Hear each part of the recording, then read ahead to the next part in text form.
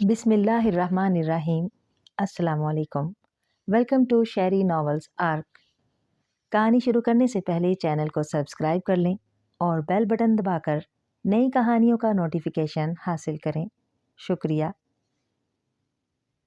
पेश खिदमत है खौफ व दहशत से भरपूर एक खौफनाक कहानी। रूह का चैन। रात खासी बीत गई थी।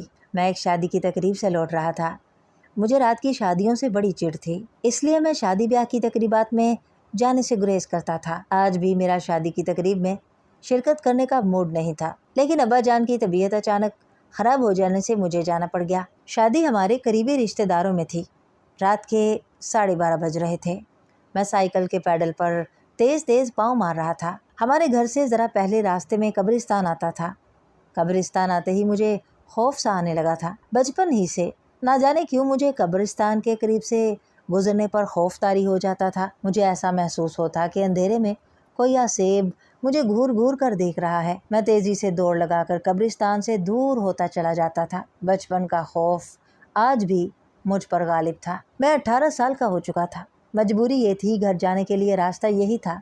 इसका मतबादल कोई और रास्ता नहीं था। मेरे दोस्त भी मेरी इस बुज़दिली से वाकिफ़ थे और इस मामले में मेरा मजाक भी उड़ाते थे। मैं खामोशी से उनका मजाक बर्दाश्त कर जाता, लेकिन अपने खौफ पर कभी काबू नहीं पा सका था। गोरकनों के छोटे छोटे बच्चे अक्सर रात के वक्त कब्रिस्तान में ऐसे घूमते फिरते थे जैसे वो कब्रिस्तान में नहीं, किसी पार्क में घूम रहे हों। कब्रिस्तान के आते ही मेरे जहन पर खौफ तारी हो गया। साइकिल चलाते हुए मैंने एक नज़र कब्रिस्तान पर डाली। कब्रिस्तान में किसी बुजुर्ग का मज़ार बना हुआ था, जहाँ एक बल्ब रोशन था। बल्ब की रोशनी में करीब की चीज़ें साफ दिखाई दे रही थी। मज़ार से चंद कदम दूर नसीर खड़ा दिखाई दिया। नसीर को देखकर मुझे एक झटका सा लगा कि वो इस वक्त कब्रिस्तान में क्या कर रहा है, हालांकि उसका घर कब्रिस्तान से बहुत दूर था। एक लम्हे को मेरा खौफ जाता रहा और मैं एक दरख्त के पास साइकिल खड़ी करके उसकी जानिब लपका। नसीर, मैंने ज़ोर से आवाज़ लगाई। सन्नाटे में मेरी आवाज़ बहुत तेज़ गूंजी थी। मेरा ख्याल था कि वो मेरी आवाज़ सुनकर मेरी तरफ लपकेगा, लेकिन उसने मुखालिफ समत में दौड़ लगा दी। मैं भी तेज़ी से उसकी तरफ लपका।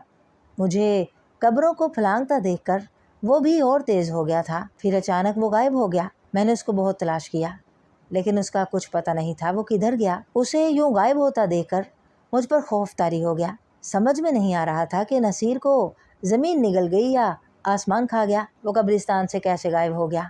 मेरे बदन से पसीने फूट पड़े। मेरे अलावा उस वक्त कब्रिस्तान में कोई नहीं था, इसलिए ज़्यादा खौफतारी था। मुझे ऐसा महसूस हो रहा था कि कोई नज़र न आने वाली मखलूक मेरी बेबसी पर दांत निकाले कह कहा लगा रही है। अचानक जैसे मेरे जिस्म में ताकत सी भर गई हो, मैं तेज़ी से कब्रों को फलांगता हुआ दौड़ पड़ा और साइकिल के पास पहुंचकर मेरा भागना बंद हो गया। साइकिल पर बैठते ही मैंने पैडल पर बदहवासी के आलम में पाँव मारना शुरू कर दिए और चंद लम्हों में ही कब्रिस्तान से दूर निकल गया और घर आकर ही दम लिया। रात में कई बार मेरी आँख खुली और मैं हड़बड़ा कर उठ बैठा, लेकिन आँख खुलने पर एहसास होता कि चंद लम्हों पहले मैंने डरा देने वाला मंजर देखा था वो ख्वाब था। इस बात से दिल को सुकून मिलता और मैं दोबारा सो जाता। ख्वाब में जो मंजर मुझे नजर आ रहा था वो कुछ यूं था कि मैं कब्रिस्तान में जा रहा हूँ और अचानक मेरे सामने नसीर आ जाता है। मैं अभी उससे बात करने ही वाला था, कोई स्याह लिबास में मलबूस मखलूक अचानक वारिद होती है और नसीर को उठाकर ले जाती है। मैं चीखना चाहता हूँ, लेकिन मेरी चीख हलक में फंस कर रह जाती है और बेइख्तियार मेरी आँख खुल जाती है। सुबह कॉलेज में मेरी मुलाकात नसीर से होने पर मैंने कब्रिस्तान में उसकी मौजूदगी और गायब होने से मुतल्लिक बात पूछी तो वो हंसकर मेरी तरफ देखने लगा। मैं रात में कब्रिस्तान जाकर क्या करूँगा? तुम्हें ज़रूर वहम हुआ है। मुझे वहम नहीं हुआ। मैंने अपनी आंखों से तुम्हें कब्रिस्तान में देखा था और मैं जब तुम्हारे पीछे भागा तो तुम गायब हो गए, मैंने उसे बताया। मेरा तुम्हें एक कीमती और मुफीद मशवरा है कि आइंदा कभी कब्रिस्तान के अंदर इस तरह मत चले जाना। कब्रिस्तान में आसेब होता है जो रात में लोगों को तंग करता है। वो इंसान के दोस्तों और रिश्तेदारों के रूप में नजर आता है। उनके पास जाने वाले शख्स पर वो आसेब हमला कर देता है। हाँ, उनके जिस्म में दाखिल होकर उसे और उसके घर वालों को परेशानी में मुब्तला कर देता है। नसीर ने कहा। हाँ नसीर सच कह रहा है, फरहान बीच में बोल पड़ा। हमारे पड़ोसी मिर्ज़ा नदीम की लड़की पर आसेब आ गया था। आसेब के बाइस उसने घर में तोड़ फोड़ मचा दी। कभी किसी को उठाकर दीवार पर दे मारती थी, सब घर वाले परेशान हो गए कि इतनी कमज़ोर और नाजुक लड़की में इतनी ताकत कहाँ से आ गई है, जब वो इतनी ताकतवर हो गई है कि अपने से भारी भारी सामान और इंसानों को इस तरह फेंक रही है जैसे कोई खिलौना फेंक रही हो। मुमकिन है ऐसा हो, मैंने कहा। मैं उनसे उस वक्त कह भी क्या सकता था। नसीर को मैंने खासे फासले से देखा था। ये भी हो सकता था कि मेरा वहम हो, वहाँ कोई भी ना हो। नसीर का रात का 12:30 बजे कब्रिस्तान में क्या काम हो सकता था। इस वाक़ये को गुजरे 2 माह हो चुके थे और मैं भी इस वाक़ये को भूलता जा रहा था। उस दिन से मैं महसूस कर रहा था कि नसीर की सेहत पहले जैसी नहीं रही थी। वो सूखता जा रहा था। उसकी आंखों के गिर्द हल्के पड़ते जा रहे थे। उसके जिस्म से गोश्त कम और हड्डियों का उभार ज़्यादा दिखाई देने लगा था। मुझे उसकी सेहत गिरने पर सख्त तशवीश थी। मैंने कई बार उसको मशवरा दिया कि वो किसी अच्छे डॉक्टर को दिखाए। वो मेरी बात को हंसकर टाल कर हाँ हूँ करके रह जाता था। एक रात मैं साइकिल पर कब्रिस्तान के करीब से गुजर रहा था। मैं रात में घर से बाहर ज़्यादा देर नहीं रहता था। उस दिन इत्तेफाक ही है कि अपने दोस्त गुलाम मोहिउद्दीन के घर गया था। उसके घर वाले किसी शादी की तकरीब में गए हुए थे। गुलाम मोहिउद्दीन ने DVD पर मेरे पसंदीदा गाने लगा दिए। मैं और गुलाम मोहिउद्दीन गाने सुनने में इतने मगन हुए कि वक्त का पता ही नहीं चला और मैं उस वक्त बुरी तरह चौंका जब मेरी नज़र घड़ी पर पड़ी। रात के 12 बज चुके थे। मैं बदहवासी में तेज़ी से सोफे से उठा और गुलाम मोहिउद्दीन से इजाज़त लेकर घर को चल दिया। कब्रिस्तान आते ही मेरी साइकिल अचानक एक झटके से फिजा में उछली और मैं धड़ाम से सड़क पर गिर पड़ा। साइकिल के नीचे एक बड़ा सा पत्थर आ गया था जो मैं देख नहीं पाया और साइकिल समेत सड़क पर गिर पड़ा। मैं जैसे ही सड़क से उठा, अचानक मुझे ऐसे लगा कि कोई शख्स कब्रिस्तान से बाहर आया है।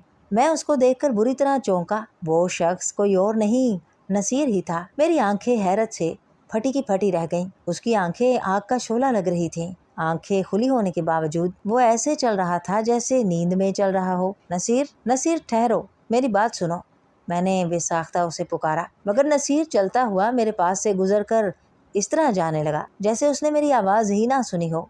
मैंने उसका कांधा पकड़कर उसको झटका दिया। वो ऐसे चौंका जैसे मैंने उसे नींद से बेदार कर दिया हो। वो गुस्से से घूर कर मुझे देखने लगा।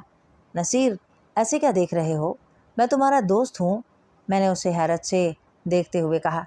जिंदगी चाहता है तो फौरन मेरी नज़रों से दूर हो जाओ, वरना अभी और इसी वक्त तुझे ख़त्म कर दूंगा, नसीर ने अजीब नज़रों से और गुस्से भरे लहजे में कहा। उसकी आवाज़ मुझे बदली बदली सी लग रही थी। ऐसा महसूस हो रहा था कि कोई बहुत ही भारी भरकम शख्स बोल रहा है। उसकी आवाज़ से बेख्तियार मुझ पर कपकपी सी तारी हो गई थी। मैंने बमुश्किल कांपते हुए हाथों से साइकिल को पकड़कर उस पर सवार हुआ और तेज़ रफ्तारी से साइकिल को भगाता हुआ आगे को बढ़ गया। फिर मैंने पलट कर भी नहीं देखा। उस वक्त मैं बहुत खौफजदा था और जल्द से जल्द घर पहुंच जाना चाहता था। वो रात मेरी आंखों में कटी। रात भर मैं सुकून की नींद ना सो सका। बार बार आंख खुल जाती थी। सुबह बेदार होने पर मुझे अपना जिस्म गरम गरम लग रहा था और दर्द भी कर रहा था। तुम्हें तो सख्त बुखार है, अम्मी जान ने मेरे बिस्तर से ना उठने पर मेरे माथे पर हाथ लगाया। तुम आराम करो, आज कॉलेज जाने की कोई ज़रूरत नहीं है। मैं मुश्किल से बिस्तर से उठा और हाथ मुंह धोकर चाय और पापे से नाश्ता किया। बुखार की गोली घर में मौजूद थी। खाने से दोपहर तक बुखार का जोर टूट गया और मैं खुद को हल्का फुल्का महसूस करने लगा। अलबत्ता बुखार से मुंह का जायका कड़वा हो गया था। मैं 2 दिन तक कॉलेज नहीं जा सका। तीसरे दिन कॉलेज जाने पर पता चला कि नसीर भी 2 दिन से नहीं आ रहा है। मैं उस रात के वाक़ये से वैसे ही खौफजदा था, इसलिए मैंने नसीर के बारे में किसी से भी जिक्र नहीं किया कि मैंने नसीर को किस हालत में कब्रिस्तान से निकलते देखा था। इस वाक़ये को 2 माह गुजर गए थे, लेकिन नसीर कॉलेज नहीं आया और ना ही मेरी हिम्मत हुई कि उससे मुलाकात करने घर जाऊं और पूछूं कि वह कॉलेज क्यों नहीं आ रहा है। एक दिन सरे राह नसीर के छोटे भाई निसार से मुलाकात हो गई। मैंने हिम्मत करके पूछ ही लिया, क्यों भाई निसार, तुम्हारा भाई कॉलेज क्यों नहीं आ रहा है? खैरियत तो है ना? नसीर भाई की 2 माह से तबीयत खराब है। वो सूख कर हड्डियों का ढांचा बनकर रह गए हैं। दवाइयों से कोई फ़ायदा नहीं हो रहा है। मौलवी निज़ाम से रूहानी इलाज भी करा रहे हैं, लेकिन तबीयत संभलने में नहीं आ रही है। लेकिन मुझे और किसी दोस्त को भी इसकी बीमारी का पता ही नहीं चला, मैंने हैरत से कहा। फिर मैं डरते हुए निसार के साथ उसके घर गया। नसीर को देखकर मैं हैरत ज़दा रह गया। वाकई वो हड्डियों का ढांचा बनकर रह गया था। नसीर, ये तुमने अपनी क्या हालत बना ली है? मैंने निसार के कमरे से जाने पर पूछा। ये सब मेरे अमाल की सज़ा है। मैं बहुत बुरा हूँ। मेरा इंजाम इससे बुरा होना चाहिए था। नसीर फूट फूट कर रो दिया। نصیر صبر کرو، اللہ تعالیٰ سب بہتر کرے گا، تم ضرور صحت یاب ہو جاؤ گے۔ میں نے اس کو تسلی دی۔ نہیں، میں ٹھیک نہیں ہو سکتا، مجھے جھوٹی تسلیاں مت دو۔ جس نے مجھے اس حال پر پہنچایا ہے اس نے مجھ سے صاف کہہ دیا ہے کہ میں چند روز سے زیادہ زندہ نہیں رہ سکوں گا۔ نصیر، یہ تم کس طرح کی باتیں کر رہے ہو؟ میری کچھ سمجھ میں نہیں آ رہا۔ میں نے کہا، تم سننا چاہتے ہو تو سنو، شاید تمہیں یہ سب سنا کر میرے دل کا بوجھ ہلکا ہو جائے۔ نصیر نے میری طرف غور سے دیکھتے ہوئے کہا، تم مجھ سے کہتے تھے نا شریف اچھا لڑکا نہیں تھا، تمہارے منع کرنے کے باوجود میں اس سے ملاقات کرتا تھا۔ ایک رات وہ مجھے قبرستان لے گیا، میری سمجھ میں نہیں آیا کہ وہ مجھے کیوں قبرستان لے آیا ہے۔ رات کی تاریکی میں دور تک کوئی انسان نظر نہیں آ رہا تھا۔ ایک تازہ قبر کا حصہ کھود کر وہ اندر چلا گیا۔ اسے قبر میں گھسے ابھی چند منٹ ہی گزرے تھے کہ مجھے سخت تشویش ہوئی کہ دیکھوں وہ کیا کر رہا ہے۔ قبر کے اندر اس نے چھوٹی سی ٹارچ جلا رکھی تھی، ہلکی روشنی سے قبر کے اندر کا منظر صاف دکھائی دے رہا تھا۔ قبر میں ایک نوجوان لڑکی کی برہنہ لاش پڑی تھی۔ لڑکی کے کفن کو شریف نے پوٹلی بنا کر ایک طرف رکھ دیا تھا اور اب وہ لڑکی کی لاش کے اوپر جھکا ہوا تھا۔ اسے اس حالت میں دیکھ کر مجھے جھرجھری سی آ گئی کہ شریف ایسی گری ہوئی حرکت بھی کر سکتا ہے۔ میں وہاں سے بھاگ جانا چاہتا تھا، لیکن میرے پاؤں جیسے من بھر کے ہو گئے تھے کہ میرے لیے پاؤں اٹھانا مشکل ہو گئے تھے۔ کچھ دیر بعد وہ قبر سے باہر نکل آیا اور مجھے مجبور کرنے لگا کہ میں بھی وہی شرمناک حرکت کروں جو وہ قبر کے اندر لاش کے ساتھ کر کے آ چکا ہے۔ میرے انکار پر اس نے جیب سے پستول نکال لیا اور دھمکی دی کہ میں نے اس کا حکم ماننے سے انکار کیا تو مجھے جان سے مار دے گا۔ زندگی کس کو پیاری نہیں ہوتی۔ اپنی زندگی کو بچانے کی خاطر میں قبر کے اندر اتر گیا اور قبر میں وہی حرکت کر بیٹھا جسے میں چند لمحے پہلے برا سمجھ رہا تھا۔ شریف نے قبر سے کفن نکال کر قبر کو دوبارہ سے پہلے جیسی حالت میں کر دیا۔ اس کام سے فارغ ہو کر شریف مجھے قبرستان سے لے آیا اور دھمکی دی کہ بات میں کسی کو نہیں بتاؤں ورنہ سنگین نتائج بھگتنا پڑیں گے۔ میں نے اسے یقین دلایا کہ میں یہ کسی کو نہیں بتاؤں گا۔ میں کئی دن تک شریف سے نہیں ملا۔ مجھے شریف پر شدید غصہ تھا۔ اس رات اس نے کوئی اچھی حرکت نہیں کی تھی۔ پھر ایک دن خود بخود میرے پاؤں شریف کے گھر کی طرف اٹھ گئے۔ شریف مجھے دیکھ کر بہت خوش ہوا اور رات ہو جانے پر مجھے پھر قبرستان لے گیا۔ میں اس کے پیچھے ایسے چل پڑا جیسے اس کا غلام ہوں اور وہ میرا آقا ہے۔ اس رات بھی شریف نے وہی رات والی حرکت کی اور قبر سے باہر آ گیا۔ میں اس کے اشارے کا منتظر تھا۔ اشارہ پاتے ہی میں قبر میں اتر گیا اور اپنے شیطانی عمل میں مصروف ہو گیا۔ اب ہم دونوں کی دوستی اور مضبوط ہو چکی تھی۔ ہم ایک دوسرے کے رازدار بن گئے تھے۔ میرا حوصلہ بڑھ گیا تھا کہ جس دن شریف قبرستان نہیں جاتا میں اکیلا ہی پہنچ جاتا۔ قبر سے جو کفن ملتا تھا وہ ایک کفن بیچنے والے کو سستے داموں فروخت کر دیتا۔ ایک رات شریف کو دوسرے شہر جانا پڑ گیا۔ میں اکیلا ہی قبرستان چلا گیا اور ایک تازہ قبر کھود کر اندر اترا۔ عورت کا کفن اتار کر میں جیسے ہی اس کی جانب بڑھا، اچانک اس کی آنکھ کھل گئی اور اس کے منہ سے لمبے لمبے دانت باہر نکل آئے۔ میں گھبرا کر باہر نکلنے لگا لیکن اس عورت نے میرا پاؤں پکڑ کر اندر کھینچ لیا۔ میں نے بہت کوشش کی قبر سے باہر نکل جاؤں لیکن اس عورت نے مجھے اتنی سختی سے پکڑ لیا کہ میں خود کو چھڑا نہ سکا اور بے بس ہو کر رہ گیا۔ جاتا کہاں ہے شیطان، وہ کہا لگا کر بولی۔ مجھے معاف کر دو، میں نے التجا کی۔ میں تجھے نہیں چھوڑ سکتی، تو میری حد میں آ گیا ہے، تیری جان تو اب مر کر ہی چھوٹ سکتی ہے، وہ بولی۔ خدا کے لیے مجھے جانے دو، میں پھر کبھی ادھر کا رخ نہیں کروں گا۔ ہاں، ایسا کسی صورت میں ممکن نہیں ہے۔ تیرے دادا کا نام وکیل احمد ہی ہے نا؟ ہاں، لیکن تم انہیں کیسے جانتی ہو؟ میں نے چونک کر کہا۔ یہ بہت پرانا قصہ ہے، میں تیرے دادا کے گھر نوکری کرتی تھی۔ ایک دن گھر والے کہیں گئے ہوئے تھے، تیرے دادا اور ان کے چند دوست گھر میں شراب میں دھت بیٹھے تھے۔ وہ مجھے گھر میں داخل ہوتا دیکھ کر بھیڑیوں کی طرح ٹوٹ پڑا۔ میری سانس اکھڑنے لگی تو اسے ہوش آیا لیکن اس وقت تک دیر ہو گئی تھی۔ مرتے مرتے میں نے دل میں عہد کیا تھا کہ جب تک وکیل احمد اور اس کے گھر کے فرد سے اپنا انتقام نہ لے لوں اس وقت تک میری روح کو قرار نہیں آئے گا۔ تو جب قبر میں اترا تھا میری روح خوش ہو گئی کہ میری مراد بر آنے والی ہے، وہ عورت بولی۔ لیکن یہ قبر تازہ ہے، پھر تم اس میں کیسے آ گئی؟ میں نے ڈرتے ڈرتے پوچھا۔ روحوں کے لیے کوئی مشکل کام نہیں ہوتا، یہ قبر بہت پرانی ہے، صرف تیری نظر کا دھوکہ تھا۔ میرے جسم پر جو کفن تھا وہ بھی تیری نظر کا دھوکہ تھا۔ یہ کہتے ہوئے اس نے مجھے اپنی باہوں میں دبوچ لیا۔ میں بے بس پرندے کی طرح پھڑ پھڑا کر رہ گیا تھا۔ پھر مجھے کچھ ہوش نہیں رہا۔ ہوش آنے پر میں اس قبر میں اکیلا پڑا تھا، عورت غائب تھی۔ میں قبر سے نکل کر تیزی سے گھر بھاگا۔ دوسری رات نہ چاہتے ہوئے بھی میرے قدم خود بخود قبرستان کی طرف اٹھنے لگے اور قبرستان پہنچ کر میں قبر کے اندر اتر گیا۔ قبر میں وہ عورت موجود تھی، اس نے مجھے اپنی باہوں میں سمیٹ لیا اور میں بے ہوش ہو گیا۔ ہوش آنے پر دوبارہ گھر آ گیا۔ ये सिलसिला रोज़ होने लगा। मैं अब जिस्मानी तौर पर कमज़ोरी महसूस करने लगा था। आहिस्ता आहिस्ता मैं हड्डियों का पिंजर बनकर रह गया। तुम ये बात अपने वालिद को ना सही, दोस्त को तो बता सकते थे ताकि इसका बर वक्त इलाज हो जाता, मैंने कहा। मैं अपना जुर्म और ये बात बताना चाहता था, लेकिन मैं जब भी ये बात किसी को बताना चाहता था तो दिखाई ना देने वाले हाथ मेरे गले को दबाना शुरू कर देते थे। मेरी सांस रुकना शुरू हो जाती थी।